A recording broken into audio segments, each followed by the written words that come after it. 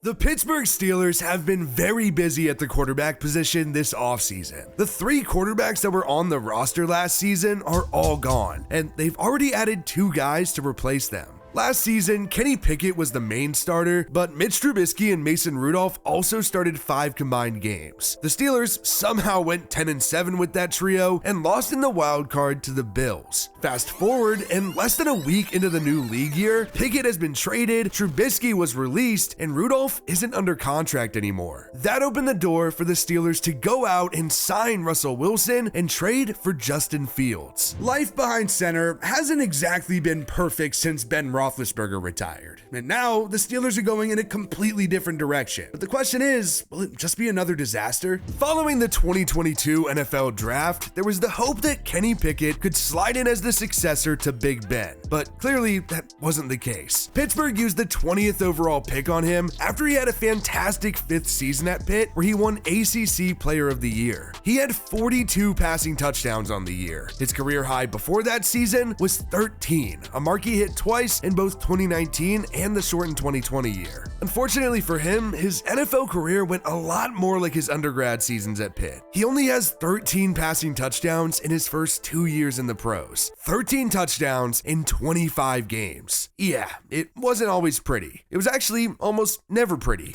You can't keep getting away with it! It wasn't very hard to see that Pickett wasn't going to be the long-term solution at quarterback, and the Steelers obviously knew that. He got 2 years to prove himself, but just wasn't good enough. After Pittsburgh signed Russell Wilson, Pickett wasn't happy and requested a trade. It was granted, and he was sent to the Eagles with a 2024 4th for a 2024 3rd and 2 2025 7th rounders. Now, Pickett is stuck behind Jalen Hurts, and Philly also has 2023 6th round pick Tanner McKee on the roster too. I guess we'll just have to wait and see if Kenny Pickett gets another chance to be an NFL starter, but I kinda doubt it. The Pickett era in Pittsburgh is over, and that may have really been his only true shot. Kenny Pickett was the main quarterback on the roster in 2023, but the Steelers fully cleaned house. Mitch Trubisky was released in February after 2 seasons in Pittsburgh. Like Pickett, he disappointed early in the pros. Granted, Trubisky went 2nd overall to the Bears in 2017, opposed to 20th where Pickett went.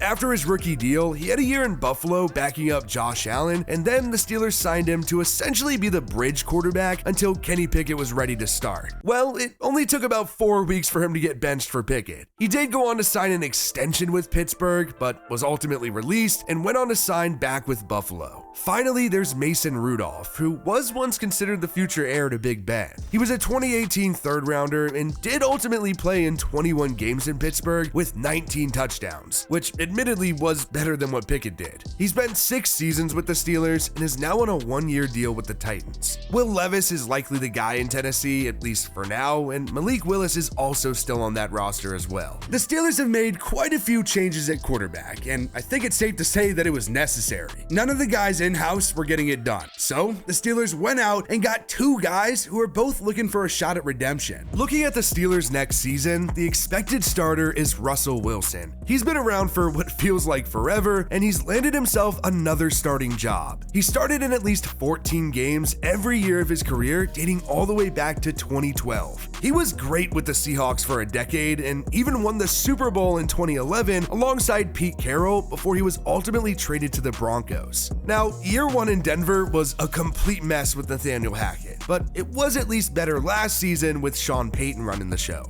Wilson threw just 16 touchdowns in 15 games in 2022. Last season, he threw for 26 in just as many games, but the Broncos still decided to release him at the start of the new league year. Russ inked a 1-year deal for the veteran minimum with Pittsburgh, but the Broncos still have to pay the rest of that $37.8 million salary thanks to that 5-year, $242.6 million extension he signed after he was traded there in 2022. Russell Wilson is now 35 years old, and he's had a lot of success in the league, but that doesn't change the fact that he hasn't thrown for 30 touchdowns in a season since 2020, which was his 4th straight, and he had 40 at the time. I'm not quite sure how much he has left in the tank, but we did get glimmers of old Russ at times in 2023, so maybe the chef has a few more recipes up his sleeve. But luckily for Pittsburgh, if he does slip up, the Steelers have a backup plan. Justin Fields. One of the biggest storylines coming into the new league year was what the Bears were going to do at quarterback. Specifically, what was going to happen to Justin Fields. The Bears had the first overall pick back at the 2023 NFL Draft, but decided to trade it away to the Panthers, who went on to take Bryce Young. That gave Justin Fields another season in Chicago, but Carolina was so bad that the Bears again have the first overall pick thanks to that trade. This time around, they aren't going to pass up on a new quarterback, likely taking Caleb Williams. The Bears opted to trade Justin Fields to the Steelers for a 2025 6th-round pick that does convert to a 4th-rounder if Fields plays 51% of snaps this upcoming season. That means that Pittsburgh does now have to make a decision on his 5th-year option. It'd be a $25.7 million contract, so it feels unlikely that they'd pick it up. But even if Fields does ball out this season somehow, the Steelers could still just franchise tag him.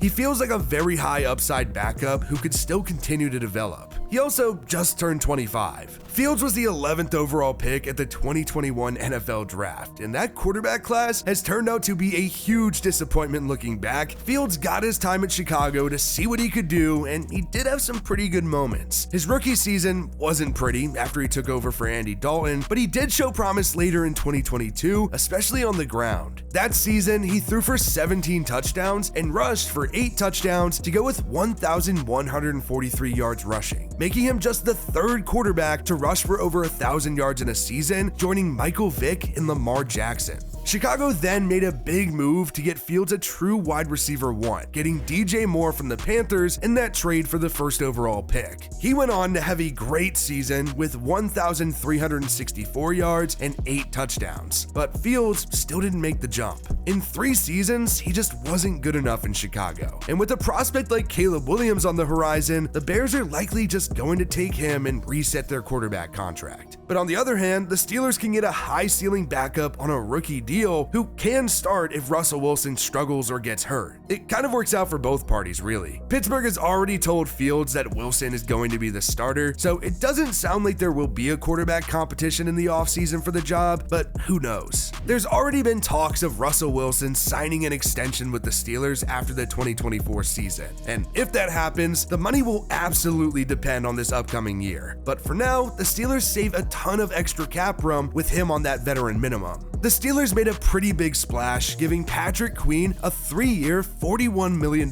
contract after 4 seasons with the rival Ravens. They've also been busy fixing up that offense that Russell Wilson will now be running. Pittsburgh went on to release Allen Robinson, who did end up being pretty disappointing last season, although it didn't help that Kenny Pickett was throwing him the ball. Deontay Johnson is also gone. He was traded to the Panthers for cornerback Dante Jackson in a pick swap. He was the Steelers' 2nd leading receiver with 717 yards and was one of just 2 players that had at least 400 yards, joining George Pickens, who had 1,140. It's safe to say that the Steelers are going to look very different. It's super rare to have an entirely new quarterback room from the season prior, and there's going to be a new offensive coordinator in charge too, Arthur Smith. Matt Canada was fired in November during the season, and now it'll be Arthur Smith running the show after he was fired after 3 seasons as the Falcons head coach. Now, don't let him getting fired in Atlanta fool you. He did have a lot of success with the Titans, especially as their offensive coordinator with Ryan Tannehill and Derrick Henry. Things didn't go well at all in Atlanta, but he's back in the role that he once thrived in when he was under Mike Vrabel, only now it's under Mike Tomlin. Tomlin benefited from some good years of Ben Roethlisberger, but now it's time for another chapter after Kenny Pickett didn't work out. It's hard to say if it'll work out with Russell Wilson, but even if it doesn't, Pittsburgh has a backup plan in Justin Fields for a reason, so it seems like the Steelers know exactly what they're doing.